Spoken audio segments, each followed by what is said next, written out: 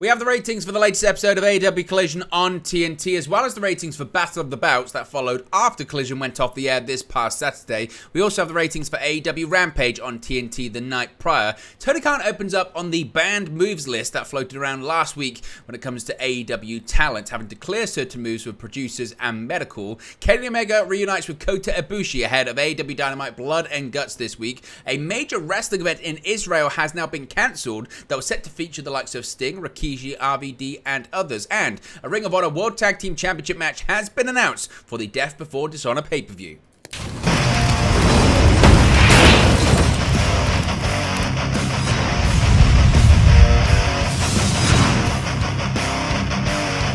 Hey guys, welcome back to Wrestling News 365. Hope everyone is doing very well. As always, there are plenty of news stories to get into in the world of All Elite Wrestling. Let's start off talking about the ratings for this past weekend's edition of AEW Collision. Of course, it was a very big episode featuring the finals of both the men and women's Owen Hart Foundation Cup tournament, as well as being a show that was live, a non-holiday episode, etc., etc. So what were the ratings like for this Saturday live show? Also featuring an absolute classic when it came to the opening 2 out of 3 falls AEW World Tag Team Championship match between FTR and Bullet Club Gold. Well, Saturday's AEW Collision, the 5th episode to date, was in theory maybe the biggest so far, bar the debuting episode featuring not only just the finals of the 2nd annual Owen Hart Foundation tournament, but also FTR's 2 out of 3 falls tag team title defense against Bullet Club Gold, with the ratings having rebounded in week 4 after a sharp drop in week 3 due to being taped, and the tag team title match taking up half of the show. How did Saturday's Collision from Calgary do when it came to the ratings? Well, according to WrestleNomics Twitter and Patreon pages, the July 15 Collision averaged 579,000 viewers, which is essentially flat from the previous week, approximately 258,000 of which were in the key demographic most valued by advertisers, that being adults aged 18 to 49, which is actually down 8% from the week prior. The latter figure translates to a 0.20 rating in the 18 to 49. No comparative ranking information is available for Saturday's cable shows as of this recording, although AEW CEO Tony Khan noted on his media call Tuesday afternoon that both Collision and the Battle of the Bouts special that followed were in the top 5 on cable for the day. We'll speak about Battle of the Bouts in just a second. Now, according to the quarter-hour ratings on WrestleNomics Patreon page, the audience held fairly steady throughout AEW Collision, including during the 58 tag team title match, which peaked in the 3rd quarter with the only one without a commercial break. Overall, the show peaked with the CM Punk versus Ricky Starks main event, of course that being the finals of the men's Owen Hart Foundation Cup tournament, which also showed the largest quarter-to-quarter gains, proving that CM Punk, certainly for this show at least, was a ratings draw. When it comes to Battle of the Bouts, again, we'll talk about that in just a second, but for a more extensive picture, the WrestleNomics Patreon page tracks how Collision did in various demographics in relation to the median of the prior 4 weeks' numbers. By that metric, more than half of the demos being tracked move within Nelson's 10% margin of error, with those that move past 10% all losing viewers. The biggest percentage hit came in adults age 18 to 34, which was down 19%. But what are your thoughts on the latest episode of AEW Collision in terms of the ratings? Is this what you expected? Is this going to be really the number for the show moving forward, around this 575,000, 580,000? Again, the last 2 weeks have done essentially the same number, and despite this past week having a loaded show, is this just what we've got to expect from AEW Collision moving forward, given the fact that it's on Saturday and it's a difficult night for pro wrestling, particularly when the sport comes in later on this year? Let me know your thoughts, your theories in the comment section below. Now let's talk about Battle of the Bouts. Of course, this past weekend is actually a 3-hour live block of AEW programming on TNT. Collision was followed by Battle of the Bouts, and actually Battle of the Bouts largely kept Collision's audience going into this 3rd hour of the show. This edition of the show, as I mentioned, took place on Saturday night, that being July 15, straight after AEW Collision, and the Collision lead-in had a big impact on the overall viewership of the show. Per WrestleNomics, the Battle of the Bouts show drew in 524,000 viewers, as well as scoring a 0.15 in the key 18 to 49 demographic. This gives Battle of the Bouts 7 the 3rd highest viewership for any Battle of the Bouts special, and the highest rating for the special since the 2nd edition of the event. So again, a strong lead-in certainly helped this. The show saw Luchasaurus defend his TNT Championship against Shawn Spears, as well as Orange Cassidy defending the AEW International Championship against Lance Archer. The AEW Women's World Championship match between Toni Storm and Taya Valkyrie had the ending of the match cut out due to storms in the area, but again, they'll be very happy with that number considering, again, it's the third best audience they've ever done and the second best rating since the second episode. Again, they'll be very, very, very, very happy with that number, you would think, with AEW. Again, is this an indication that moving forward, these Battle of the Belts shows and specials are going to be following AEW Collision because largely they keep the audience that the Saturday night show draws? Now, speaking of ratings, let's talk about Rampage, and the ratings do not look as good for the Friday night tape show on TNT. The viewership figure and demo rating for Friday's July 14 edition of AEW Rampage on TNT has been revealed. Per Brandon Thurston of WrestleNomics, Rampage drew 310,000 viewers. This is down from the July 7 edition that drew 368,000 viewers. This is the lowest total viewership for the show since June 9th. In the key 18 to 49 demographic, Friday's episode scored a 0.10 rating. This is also down from the week prior that scored a 0.12 rating. The show featured Willow Nightingale defeating Ring of Honor Women's World Champion Athena to advance to the Owen Hart Foundation Women's Tournament Final on the July 15 episode of AEW Collision. Of course, she went on to win the entire tournament. Also, Lance Archer beat Trent Beretta. Post-match, Archer challenged Orange Cassidy for the AEW International Championship at Battle of the Bout 7. Of course, Orange Cassidy won that match via countout. Meanwhile, Naturally Limitless's Keith Lee and Dustin Rhodes defeated Daddy Magic, Matt Menard, and Cool Hand Angelo Parker in a tag team match on the show as well. But what are your thoughts on the ratings for Rampage, given the fact that Collision certainly is a show that's meant to be on a par with Dynamite? Is it a show that's pretty much dead in the water at this point, and can we expect numbers like this to continue or maybe get even worse as the year goes on?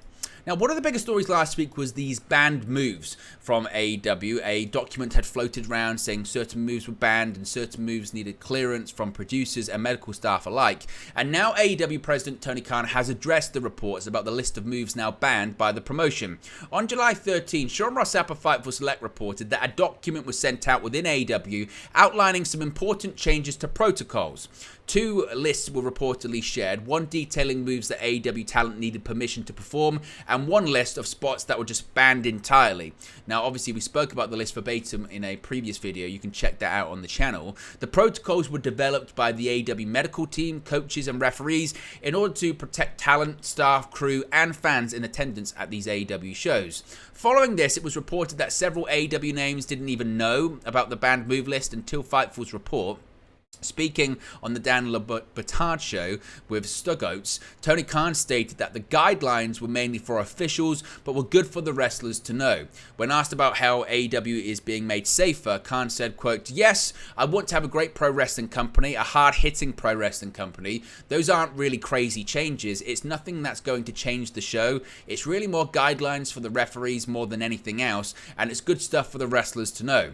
It's worth reiterating that there's a list of moves that require approval while the other group is completely prohibited. Moves on the banned list include ones that are banned in most pro wrestling companies nowadays, which include chair shots to the head, shots to the back of the head, buckle bombs, and blind moves backwards into the turnbuckle, fencing responses, seizure sows, spitting, bleeding in the crowd, weapons or projectiles in the crowd, taking drinks or food from guests in the crowd, or physical contact with the crowd, as well as noting that nothing with blood on it should be thrown into the crowd again. Logical things to avoid lawsuits and things of that nature in the future. The rest just require clearance, which again is usually par for the course in most pro wrestling companies for a lot of spots anyway. Now, continuing with what Tony Khan was talking about, he's also opened up on discussions regarding a major change to the AEW pay-per-view calendar. Since the inception of All Elite Wrestling, the company has typically only had 4 pay-per-views on their calendar. With the introduction of Forbidden Door, the number of pay-per-views increased to 5, with a 6th set to be featured in the form of AEW All In at London's Wembley Stadium later on this year. Ahead of the recent media rights deal, Warner Bros. Discovery have reportedly discussed a potential expansion of AEW's pay-per-view calendar, which could see AEW host 1 pay-per-view a month. Speaking on the media call ahead of AEW Blood and Guts and Ring of Honor's Death Before Dishonor pay-per-view, Tony Khan was asked about potentially expanding his pay-per-view schedule. Khan said that expanding the pay-per-view calendar has been a positive for other companies in the past. Khan then confirmed that he has talked with Warner Bros. Discovery about expanding the calendar, saying that everyone thinks it would be a revenue positive for the company. He finished by saying that it is something that's being given a lot of consideration, so So not outwardly denying that it won't happen, but at the same time saying it's not a final decision yet. But do you think AEW should expand their pay-per-view calendar, or are you happy with the way things are right now when it comes to how often they put on their big pay-per-view events?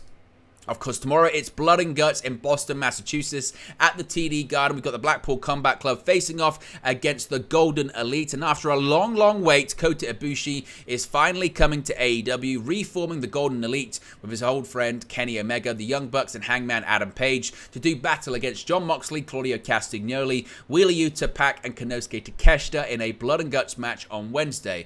But before that transpires, Ibushi and Omega are getting in some quality hangout time first. Monday night, Ibushi shared via Twitter that he had made it safely to America, posting a photo of himself with both Omega and their buddy Michael Nakazawa. Ibushi noted that all was left now was to have a match, and that it's been quite a while since he has been this excited to be smashed or to fight inside of a cage. Blood and Guts will be the first time that Ibushi and Omega, famous for their Golden Lovers tag team, have partnered up since December of 2018. The duo then defeated the team of Hiroshi Tanahashi and Will Ospreay on a New Japan Pro Wrestling show. The match will also represent only the third time Ibushi has been in the ring the last 2 years, with the former IWGP World Heavyweight Champion missing an extended period of time due to an injury. He returned to action earlier this year at Josh Barnett's Bloodsport and Joey Janela's Spring Break event.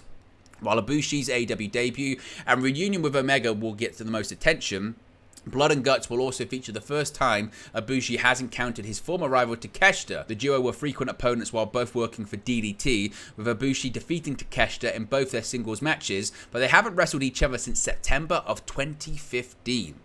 Now, a bit of an update when it comes to this show in Israel. This had been a story that was developing over the last several months with this big show set to take place in the country, but now it's been cancelled. As previously reported, Global Pro Wrestling Summit was to take place at the Pace Arena in Jerusalem, Israel, marking the first major professional show in the region since 1994. The show would have featured WWE Hall of Famers Rikishi, Rob Van Dam, and current AEW star Sting, along with other well-known names and international talent. It's now been confirmed that the show will not be going ahead as planned unless another partner is found.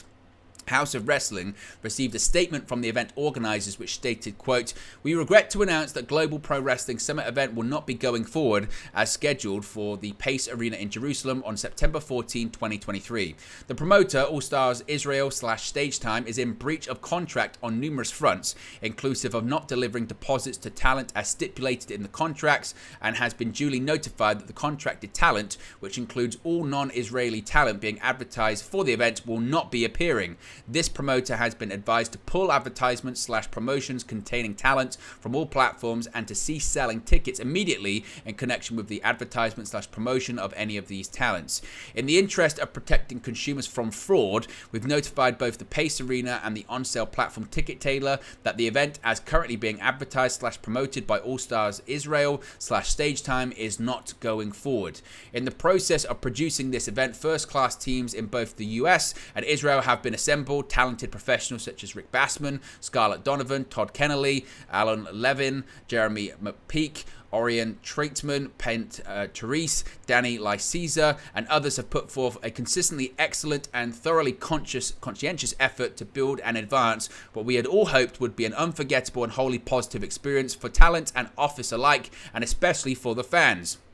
That said, with this large volume of good work behind us, including booking an unparalleled card and having a solid commitment for a pay-per-view, we're all hard at work trying to save this event by aligning with a reputable major promotional entity. Progress is being made with the reputable promoters both in Israel and in other territories. In the event we are able to move forward with the show on September 14, we will provide updates accordingly, and all ticket sales for Pace will be honoured at the new venue. That said, fans who have purchased tickets thus far may wish to elect to request a refund through Ticket Tailor, the platform All Stars Israel engaged. A couple of personal notes from our team. Doing this show has gotten into our blood. It's been a true pleasure forming a relationship between the US and Israeli teams who have been working so hard on this together, as it has now been getting to know the wonderful pro wrestling talent in Israel.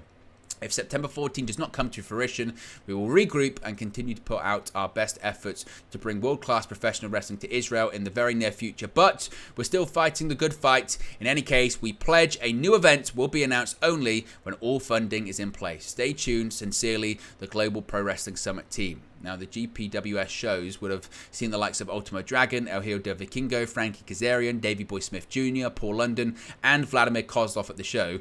3 matches had been announced for the event, including the GPWS Junior Heavyweight Championship match between Vikingo, Ultimo Dragon, and Paul London. RVD would have faced off against Frankie Kazarian and Psycho Clown, while 15 of Israel's best homegrown talent would have taken place in the first ever Holy Land Rumble. But as of right now, this show is not going to be taking place. Finally, a Ring of Honor World Tag Team Championship match has been announced for the Death Before Dishonor pay-per-view. Now, AEW's Mark Davis will return from injury, reunite with his Aussie Open tag team partner, and launch straight into a high-profile Ring of Honor match. Having been forced to relinquish the IWGP Tag Team Championship and New Japan Strong Openweight Tag Team Championship following an injury in May of this year, Davis has been recuperating from knee surgery. It was previously reported by the Wrestling Observer on May 22nd that Mark Davis of Aussie Open had surgery on his knee to repair a torn meniscus. Those close to Davis said he'll be back very soon, citing 6 weeks or perhaps even shorter. Tony Khan has now announced the return of Mark Davis and Aussie Open as a team for Ring of Honor Death Before Dishonor. Posting to his Twitter account, Khan revealed that the July 21st Ring of Honor pay-per-view will see a 4-way match for the Ring of Honor World Tag Team Championships. The match will see current champions the Lucha Brothers face off against the Kingdom, the Best Friends, and Aussie Open. The Lucha Brothers have held the Ring of Honor World Tag Team title since March of 2023, having won the Vacant Championship at Supercard of Honor. So there you go. But there you go, guys. It's the latest AEW/Ring of Honor news for you. Be sure to smash the like on the like button. Be sure to subscribe, bottom right-hand corner. As always, let me know your thoughts in the comment section below, and I'll speak to you again very, very soon. Hey guys, thank you for watching, listening, streaming, or however you come across this video today. Be sure to click on the video on the right there to watch our next video, or click the bottom there to subscribe, or the bottom right-hand corner. Thank you very much, and I'll speak to you again very soon.